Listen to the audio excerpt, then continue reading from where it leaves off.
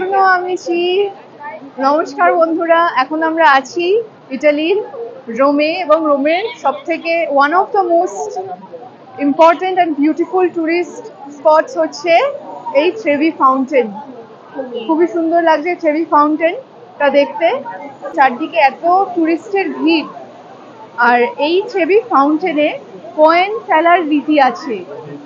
বলা হয় আপনি যদি এখানে একটা কয়েন ফেলেন তাহলে আপনি আবার এই সুন্দর নগরী রোম নগরীতে ফিরে আসতে পারবেন।